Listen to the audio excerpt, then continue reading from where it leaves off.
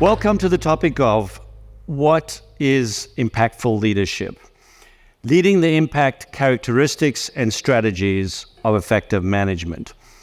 When I was putting the seminar together, it was very interesting for me because if I asked 10 different people, each one of them would have given me a different analysis or thought process in putting this together. But what I did was I based on a lot of the experience that I've had over the years. My name's Steve Roseman. I'm the managing partner of Roseman Law. And our firm is a real estate and business law firm in California. We have 16 attorneys, 32 employees. And we have modeled our firm along the lines of the seminar that I'm presenting because I really believe that when COVID came along, the world changed significantly for many law firms.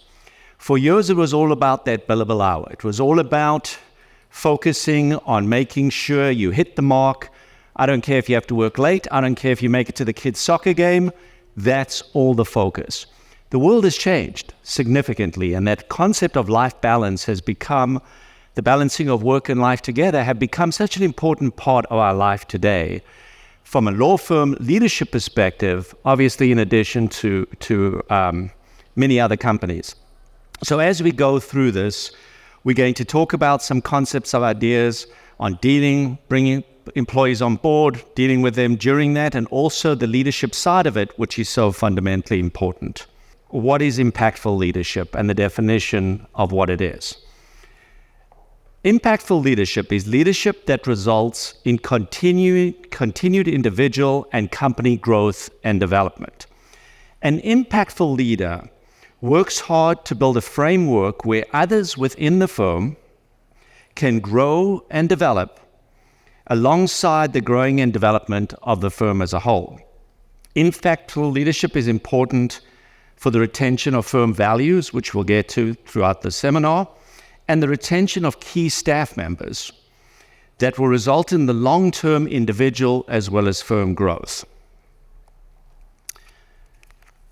Characteristics and strategies.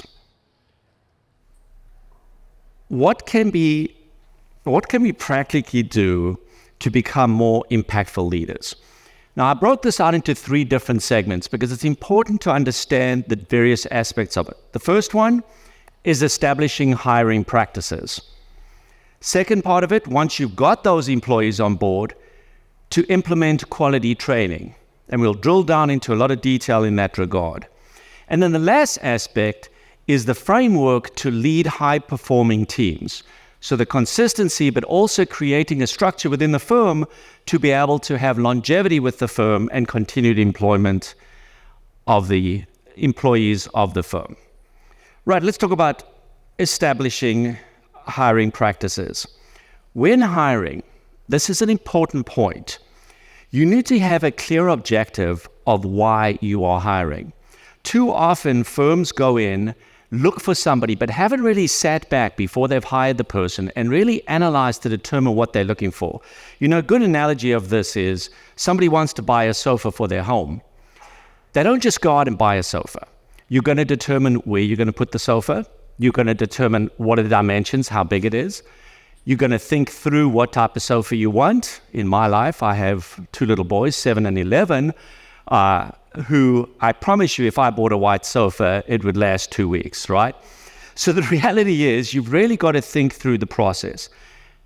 Even before you are looking to hire somebody, always keep an eye open for talent. Always think about what's the next position in our firm, because I've always believed in the notion, if firms don't grow, they die. So when you're looking to hire, I think the mistake that a lot of people make is they just look at qualifications. And when you think about it, that is an important part, but there's so much more to it. When we interview for our firm, before they even get to the interview of their credentials, obviously we've got the resume, we look at them and see if they would fit in with the rest of the firm. We do an analysis of their personality when we talk to them. We get a good sense of who they are. We look at their disposition. We make inquiries about their desire to grow within the firm. What are they looking for within the firm?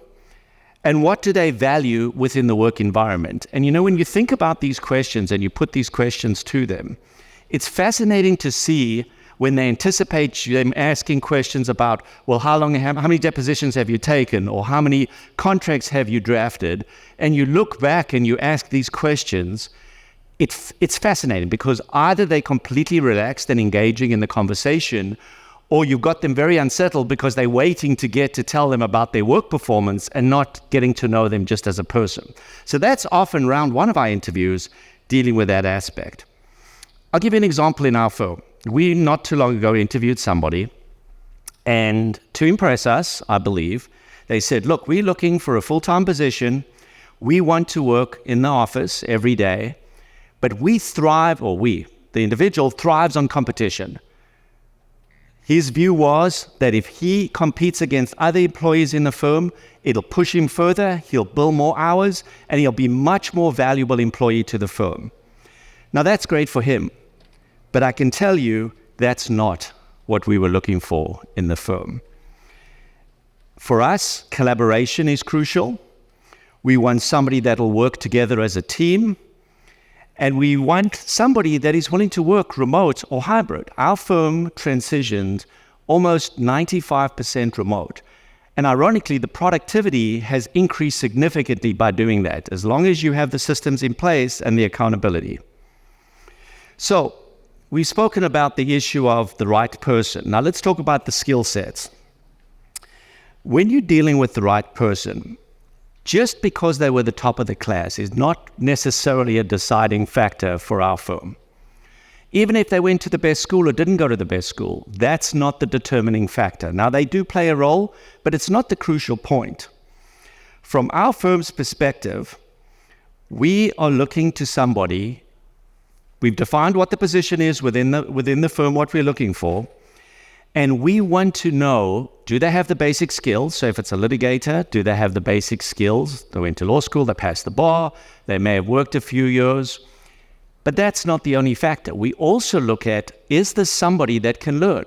Anybody can learn to take a deposition. You just got to nurture them, educate them, let them participate in the system as far as watching it. So we always look, we have Rosemont Academy in our firm, and that focuses on education internally. So we may get a young litigator, a young transactional attorney, or a paralegal in this field. We'll nurture them and educate them so they'll have an opportunity to grow within the firm. So just because they don't have all that experience as trial counsel, for example, we can grow that within the firm. Right, so we're talking about strategic hiring. The first thing we do is, when we make that determination, is we want to look at what needs and what work needs to be done in the firm. You have to get a clear understanding of the void that needs to be filled within the firm. Practical example, if we're looking for a senior litigator who's going to try cases because we need another trial counsel, we know exactly who we're looking for within that mold and what questions we're going to ask after we've gone through the discussion on the right person. If you're looking for a young attorney who's just starting out in their career, but they would like to learn about litigating, they have an interest, and they're only going to focus on motions and not much client contact, we know that. If we're looking for a position to hire somebody in a new region that's got a client base that is well established, we have already defined that. So when we're going in, we have a good understanding of those parameters. One thing that people undervalue, and we've seen this time and time again, before you rush to go out and look for someone, think about who internally within the company you can hire to move up into that position. Perfect example, and when we get to our quarterly and annual reviews, when I explain that to you, we had a particular attorney in our firm who was a transaction attorney. She was emphatic, coming in, I'm not interested in litigation, I want to only do transactional. After her annual review, and then we had an opportunity to speak to her, her comment was, you know, I've done a little bit of litigation, I'd love to move over to the litigation division. Surprise, surprise. I got to tell you, we were hiring for that position, but it was a perfect opportunity now to shift this person internally into that position and then look to fill her position as necessary. So always, before you rush to look externally, look to hire internally as well. I have this concept known as non-negotiables. So when somebody sends a resume or somebody interviews, there are certain things that I look for, that are complete no-nos and non-negotiables. And I know it's shocking to hear this from an attorney, but ego and arrogance is an absolute no-no in our firm. You know, the days of those obnoxious, arrogant attorneys that scream and shout and perform is destructive, independent of harassment and everything else, but it doesn't nurture culture within a firm. So those two items are an absolute no-no. Another one we look for, sometimes when I look at a resume and I see somebody jumping from job to job and they're only there for a very short time period, you've got to ask the question, why? Why is there this continual pattern of jumping from job to job? Because if you're going to invest in somebody, dedicate time to teaching them the systems, educating them as far as their paralegal role or other position in the firm, you don't want them to spend time and then move on by the time you finally got them to be productive in the firm. So those are factors we want to look at. But what characteristics and skills are must for our firm? And we clearly defined what those are. I think an important factor when you're determining those musts, and write these down, because don't mean today, I mean generally when you're looking at that person, write these points down, because if you don't, it's very difficult when you're interviewing somebody to really see it clearly on what these criteria are. But must for us is as follows. So if we're hiring a marketing person in our firm, what are those musts that we want? Warm personality, outgoing disposition, good communication skills, right? So we look at the particular position and we define what are musts that we really need. Now, I can tell you sometimes people think if you have these criteria of non-negotiables, the criteria of musts, that you're reducing the pool. I tell you the absolute opposite. Because if you look at someone who on paper may not look absolutely perfect, but you interview them and they have the most vivacious personality and character, they've got the grounding, but they haven't had the guidance. Because I can tell you how often you interview an employee and they say, the reason I'm leaving the firm is because I'm out there on an island. I'm only a third-year attorney and I've got nobody to go to. When I do, they're irritated by me when I'm asking questions that I think are relevant questions. So if you've got the first criteria, it actually expands the scope of potential people that you can hire to come into the firm. So when you're looking at that person, don't just judge them exclusively by their school or their experience. Judge them in the global sphere, the way we've spoken about it, and define them. What skills can you help cultivate?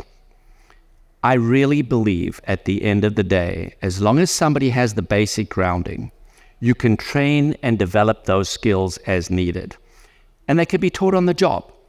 So you've got to look at these, you look at the hiring practices. Yours may be very different to what ours are. These are what I want. I can tell you other firms look at it very differently. I've still got colleagues of mine who have big law firms and all they care about is the billable. But I can tell you the turnover of staff within that firm, but that's just how they do it. They burn them out after 2-3 years, they move on, and they hire the next one. That has never been my ideology or philosophy, and it definitely doesn't cultivate good culture within the firm. All right, so now we've spoken about, I love that picture, tell you. I swear I'd like to believe I once looked like that, but in my dreams anyhow. So we're now implementing quality training. So we've hired the employee, we know who's on board. What's next? We need a well-developed training plan designed prior to the start of that employee, take into consideration short, medium, and long-term planning in mind when you're training them. The training has got to be intentional training. Let's run through some of the fundamental points that I think are important when you're thinking about the training. So first of all, basic standards, right? And I can tell you we standardize this across the board, whether it's a senior attorney coming in, whether it's a support staff member, whether it's a paralegal, whether it's somebody in receivables. Our basic training begins with an introduction to consistent protocols in the firm. We look at the procedures and we educate them on step-by-step procedures in the firm so there's a consistency in the way things are done. So if that individual slips up and forgets the protocols or procedures, they can turn to anyone in the firm and they can get that education. Formatting and presentation of documents. I don't know about you, but I am beyond emphatic on consistency. No typos, no spelling errors or bad formatting. That's very crucial. And as a law firm, presentation is fundamental. Whether it's an email coming from the accounts receivable department or from an attorney in a letter, that's very important. The review process for work product, the procedures we have in place. There's a task you're working on, you reassign a task now to the senior attorney, he or she is aware of it, and those procedures and protocols. Important that people undervalue client communication standards. When a client sends you an email, do you respond immediately? No slang language, hey, how's it going? No, that's not how emails are written. So that communication is important, and also phone etiquette. When you answer the phone, what do you say? How do you communicate from that perspective? So let me tell you how we run through. A new employee joins our firm day one. They come into the firm. Often we send through our human resources software ahead of time so they can fill out all the federal and state forms to complete that. Then right away on day one, the first thing we do is we give them a basic training about our firm culture. Now, although in the interview we've discussed this, we now introduce them in a little more detail into our firm culture, collaboration, etc. They then have a sexual harassment awareness training video as required by California law. They sit through that, and then they sit through 3 hours of Clio video training. We start them in the beginning, and they work through every conceivable video. And there's a great academy from Clio to train them on that, because that's the backbone of our firm. Then we schedule a Zoom meeting that same day, probably about lunchtime. We have everybody on the firm. As the firm's getting bigger, it's getting a little more difficult. But everybody does a quick intro of who they are. I give the new employee ahead of time what I'm going to do. I ask them 3 fun facts about them. Now, often people are shy. You're intimidated by 32 other employees. But the 3 fun facts are really fascinating, because sometimes they tell you about them that you would never have guessed. We had one person that if I tell you, you said boo, they'd get a fright. They've skydived regularly. Would never have known that had they not said the 3 fun facts about them. So that's what we do. We then, whoever wants to come into that particular office, and we've got a number of locations in the firm, we take them out for lunch, whoever wants to join, or we often order in-house for that lunch. So that's on day one. Day 2 comes along, deeper protocols, deep dive into that, and then they meet one-on-one with the assigned team or who they're going to be working with. So they meet the supervisor ahead of them, the partner. They also get an opportunity to get assignment of some work to start working on. And then day 30 and day 60 and day 90, we have check-ins. We sit with them, we talk to them, and let's talk about what the check-ins are. The check-ins are spectacular, and I'll tell you why. Because we find out from them, how's the training going? Have they learned? Where is it missing? And we get a lot of feedback from them to make sure they feel that we're there for them and are willing to help them and guide them. Customized one-on-one training, important. Now, just because somebody's a supervisor overseeing their work doesn't mean that's the person that's going to be doing the one-on-one training. Often the person who's doing one-on-one training, for example, one of our paralegals will train everybody on protocols. That on one-on-one, that doesn't mean that's the person they're going to work with. And sometimes it's a few people. We then have support teams. So you need to identify for that employee. If you have an HR question, here's the person you go to. If you have a technology question, this is the person you speak to. Legal advice and guidance, work product review, you identify ahead of time in a document so that people know exactly what and who they can speak to when they're within the firm. Collaboration and education. This is something that I cannot stress enough. I am emphatic about teaching, I'm emphatic about education, how important it is, and that's why we started Rosenthal Academy a number of years ago for people internally, but really externally as well. But you need to train people, and I'm not just talking protocols. I'm talking if you need to teach them about depositions, or you need to teach them about indemnity provisions in contracts, that education is very important. Sometimes you need to go outside for education. I'll give you a great example. California, through the Bar Association, a program called TAP, Trial Advocacy Project. Most spectacular program. They take civil trial lawyers for 6 weeks, I think 6 or 8 weeks, from jury selection through close of trial in the DA's office. I did it I've tried more than 38 cases, not just with the DA's office, but as a civil trial lawyer. But I started out doing that program. When I was certified, I did pro bono trial work to gain trial experience. Talk about trial by fire. I was never, ever frightened of a jury trial, and still not. In fact, the joke in my firm is, other than the birth of the 5 kids that I have in my life, jury trials are the greatest thrilling experience that I've had. Well, independent of a few other aspects. I do have a social life, I promise. But that aside, that training outside has put me on the roadmap as far as trial work, and we invest in people in our firm to do exactly the same thing. Then quarterly check-ins. I must tell you, we have this wonderful software that was introduced into our firm about a year ago. And what we do is quarterly check-ins with every employee for a number of reasons. One, you can put notes in that throughout the 3-month period. So if there's points you want to raise with them, or they can put notes in, we find out how they're doing, and we can also get them back on track and corrections in what they're doing if there's a problem. So for example, if we see a pattern that they're not billing on time, and we see this pattern 2-3 months, at the quarter check-in, we can now say to them, what's going on?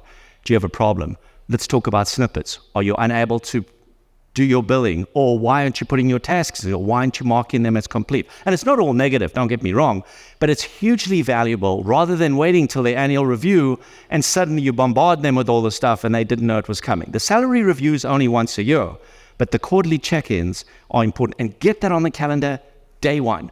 Everyone in our firm knows the day their quarterly check-in is and the day of their review. And it is an important aspect to what we do. Leading high-performance teams. Love that picture too. So many fun photos. Something that's very important when you think about this: intentionally create support networks within the firm that fosters leadership growth. Captain a network of support rather than a hierarchy of authority. Too often you see this concept of top-down leadership. It is destructive, it's not effective. And if you keep those egos out and the arrogance out, your whole methodology to keeping leadership and growing leadership within the firm changes. Within our firm, everyone, we believe, are leaders, and they have abilities and unique talents, and we hone in on those and make sure we nurture them. Within the corporate structure, even the senior partner, for example, I love technology, I'm emphatic about billing, and I fortunately am able to market. I will meet with paralegals, I'll meet with staff, I'll meet with attorneys talking about billing. Just because my name's on the door doesn't mean that I'm not going to be able to have that one-on-one time in training. And it's important because I've got the experience, I've got the knowledge, and if I can impart something, great. They may look back when I leave and say, I knew that already, Rosemond, what are you trying to teach me? But they don't say that to my face, and that's the good thing. But it is important though, just because I'm the managing partner doesn't mean that I should not be educating on an arena that I may have a skill set or some experience and knowledge. All right, one important point: no dictators in any firm. At our firm, we collaborate. So even when it comes to various committees for various actions, we collaborate to make sure that everybody gets a chance to give their input and thoughts. And we take it very, very seriously. We constantly have anonymous polling and ideas and questions that we put out there. And those questions are always anonymous. It's fascinating, the responses you get. Make sure the questions are well written, but do that on an ongoing basis. Get feedback. And that feedback it correlates very well to individuals within the firm. It's so fascinating because even though it's completely anonymous, you can get a feel where you are in the firm when it comes to that. Okay, leading high-performance teams. Leadership development is one of our firm's utmost priorities. To be several layers deep in leadership lays a solid foundation for the continuous growth and success of a firm. If you look at that document over there, this is our organizational chart.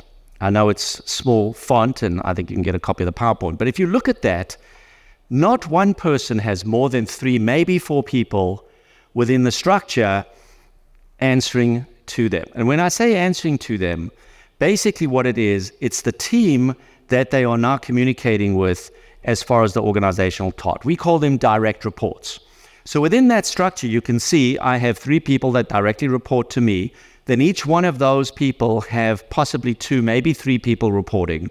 And that whole structure has now been built out. So everybody has a clear understanding of who speaks to who so that they know who their direct reports are. More importantly in that regard, those little gray dotted lines, that's the workflow. Just because you've got an organizational structure as far as direct reports doesn't mean that's going to be the workflow.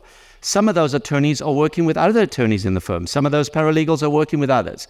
So the organizational structure and chart for direct reports are not necessarily the way work flows. Scale leadership duties over times, tasks, meetings, people, departments. Test out leadership with each individual a little bit of a time. So give a little responsibility to a paralegal to train another paralegal. Follow up with them and watch them and observe them, because the more they learn, the more they'll develop, the more they'll be able to grow. Tie leadership's individual growth success to the development of those that support them.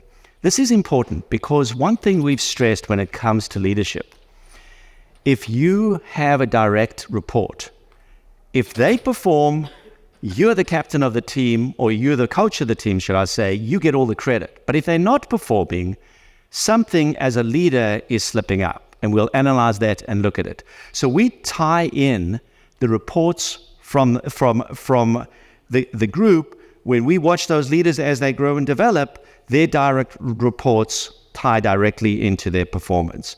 And I always say a reflection of a leader is how the team performs. We teach our leaders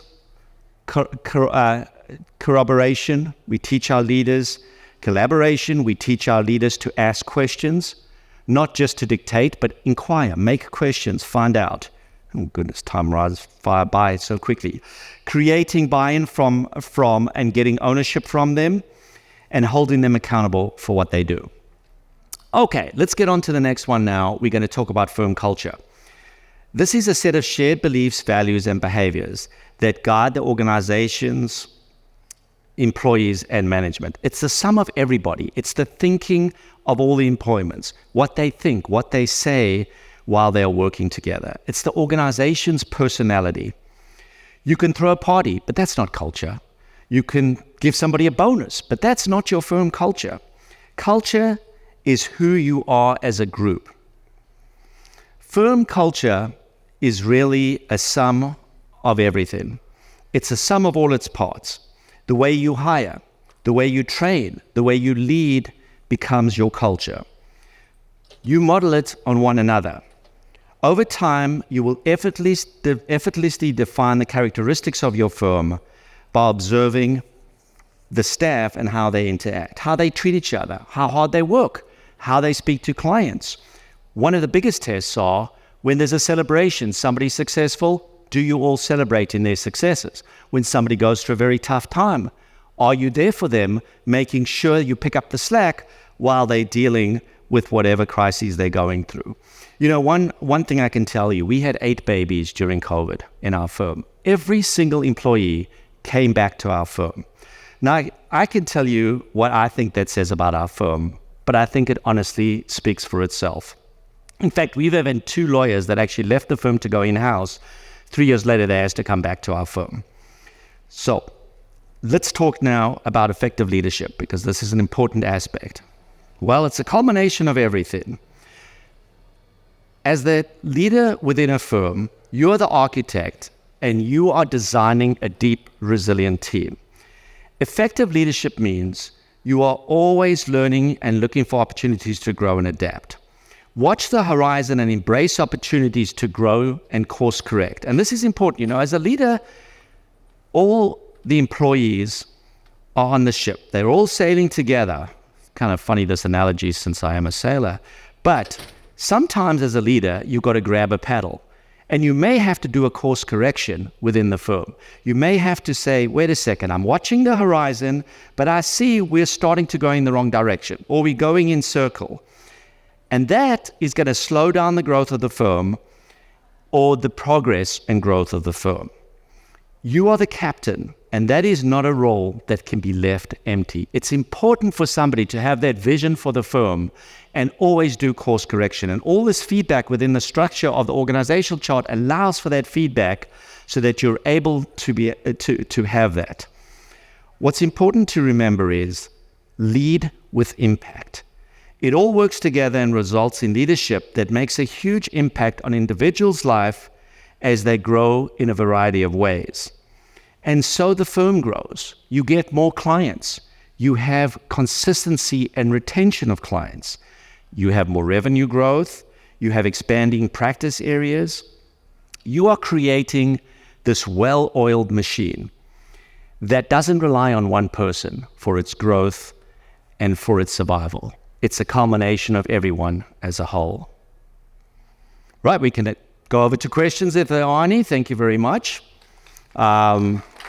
I know I actually came within 2 seconds of the time period I had for 30 minutes, but if there's questions, there's a microphone going around, so if you could just bring the microphone over to someone up here in front.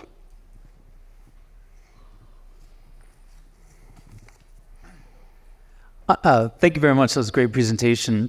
Thank you. I was interested when you said that your remote workers actually increased in productivity. I'm just curious if you can comment any more on that, or what you did to, was there anything that you all did to increase that productivity and how you were able to manage their time and work while they're remote? Absolutely. In fact, I went cloud-based in our firm about 13 years ago. Ironically, because I believed there was going to be an earthquake in California, and if our server went down, we'd be in trouble. So we went with Clio, if you can believe it, 12 years ago, and Google Business and Incorporated. What we did when COVID hit, first of all, people unplugged and plugged back into their homes. So that was seamless from that perspective.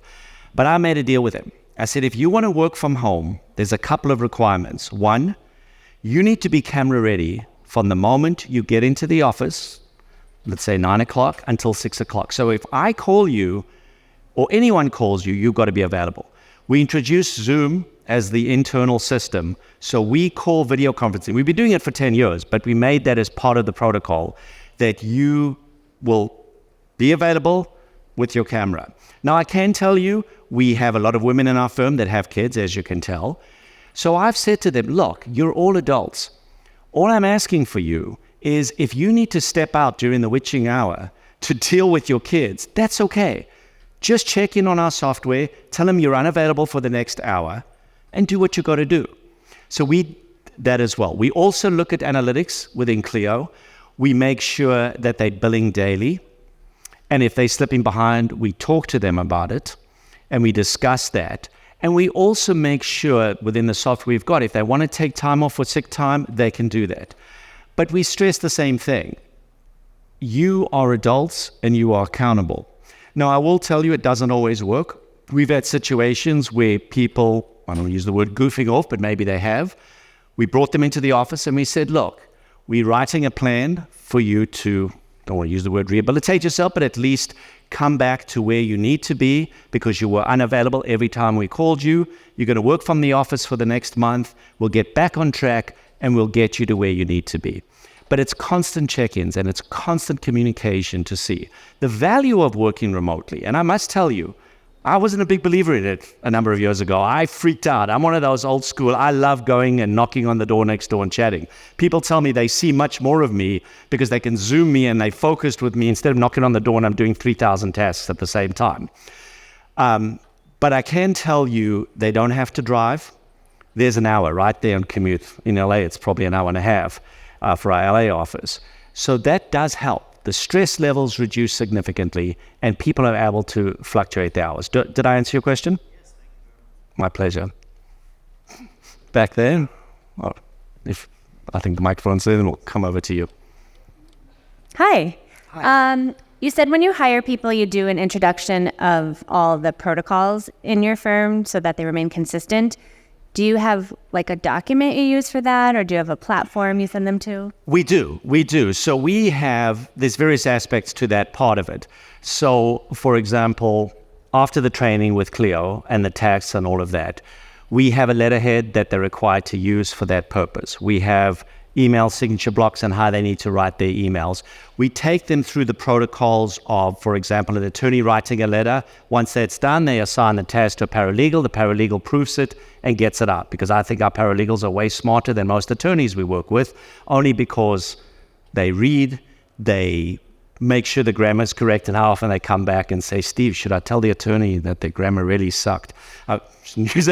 No, we have that feedback. But so we do set out those protocols, but a lot of the protocols are just procedural items that we do, but also the protocols are this structure for training in the first 2 days. So for example, we have people from Northern California to the desert, to San Diego, to LA. We fly them in, put them in a hotel overnight, and train them in one of the offices for 2 days. And we set that out exactly. There's a full training program that Kristen in our office does that she puts together.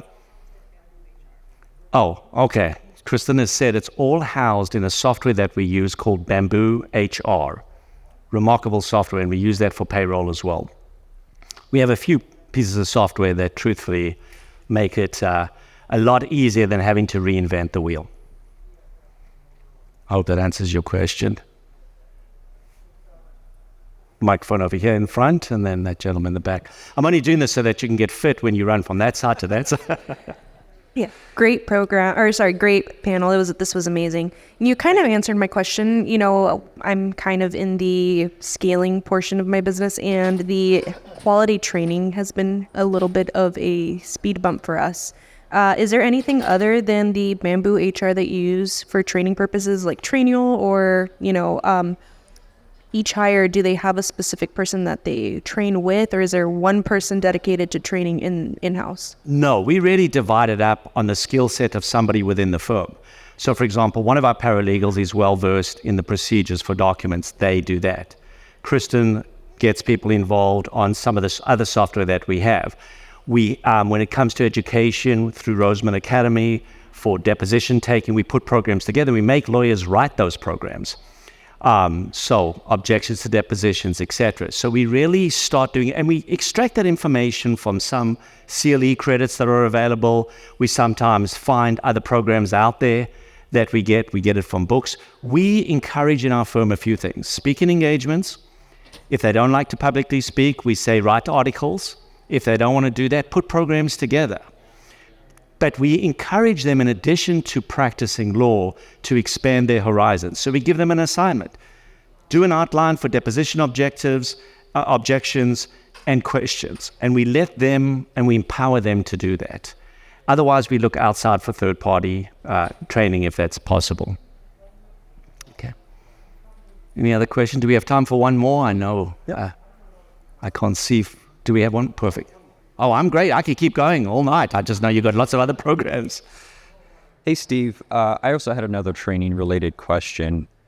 We've been running into an issue where we hire attorneys and other billable... Could you hold the microphone just a little closer, Emma? Sorry, is that... Oh, perfect. Thank you. There we go. We've been running into issues where we hire new attorneys and other billable personnel, and we give them a 2-week ramp credit to get them up into training. But we're finding that in those early months, they're still lagging behind. And so I've been trying to find solutions. I was like, is the 2-week ramp credit not enough? Or I tell you what the answer is. There's no solution to the 2-week gap. And I'll explain what I mean by that. So what I do is I have samples of billable entries, create 2 or 3 pages of that, and snippets in Clio, if you haven't used it, absolutely spectacular, because they can, for example, write TCW, hit the space bar, and it populates telephone conversation words. So you can standardize the language.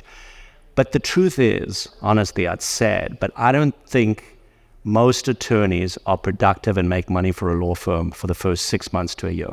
That's the reality. Now, we do watch them on their billing. I always say track all the time, and obviously we have to cut their time a lot of the time when they're starting out.